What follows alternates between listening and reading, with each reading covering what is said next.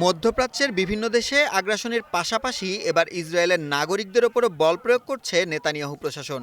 ইরানে চলমান আগ্রাসনের বিরুদ্ধে আন্দোলনরত বিক্ষোভকারীদের ওপর চড়াও হয় দেশটির পুলিশ। শনিবার তেল আবিবের হাবিমা স্কয়ারে জড়ো হয়ে যুদ্ধবন্ধের দাবি জানায় শত শত বিক্ষোভকারী। তাদের হাতে থাকা প্ল্যাকার্ডে হিব্রু ও ইংরেজি ভাষায় লেখা ছিল, যুদ্ধ বন্ধ করো।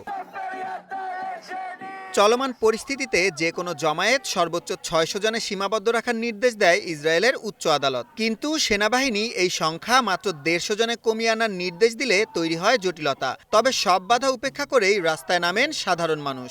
অনেকে প্রধানমন্ত্রী বেঞ্জামিন নেতানিয়াহুর মাস্ক পরে সরকারের যুদ্ধনীতির প্রতিবাদ জানান। লাইফে কোনো কিছুর গ্যারান্টি নাই, তাই ইন্স্যুরেন্স করুন সিটি ব্যাংকে, কারণ ইন্স্যুরেন্স করলে সিটিতে সুরক্ষা পাবেন নিশ্চিন্তে।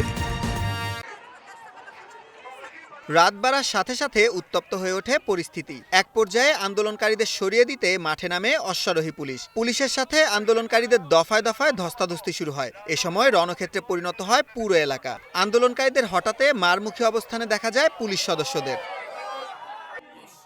আন্দোলন দমাতে কয়েকজনকে আটক করে পুলিশ। অনেককে চ্যাংদোলা করে নিয়ে যাওয়া হয় প্রিজন ভ্যানে। আটকের সময়ও ভ্যানের জানালা দিয়ে প্রতিবাদ জানাতে দেখা যায় বিক্ষোভকারীদের। আন্দোলনকারীদের অভিযোগ, যুদ্ধের অজুহাতে এখন নাগরিকদের মত প্রকাশের স্বাধীনতাও কেড়ে নিচ্ছে নেতানিয়াহু প্রশাসন। রাতভর অভিযানের এক পর্যায়ে হাবিমা স্কয়ার থেকে বিক্ষোভকারীদের সরিয়ে দেয় পুলিশ। মধ্যপ্রাচ্যের একাধিক ফ্রন্টে যুদ্ধ ছড়িয়ে দেওয়ার পর এখন নিজের দেশেই তীব্র নাগরিক অসন্তোষ আর রাজনৈতিক চাপের মুখে দমনপীড়ন চালাচ্ছে নেতানিয়াহু প্রশাসন।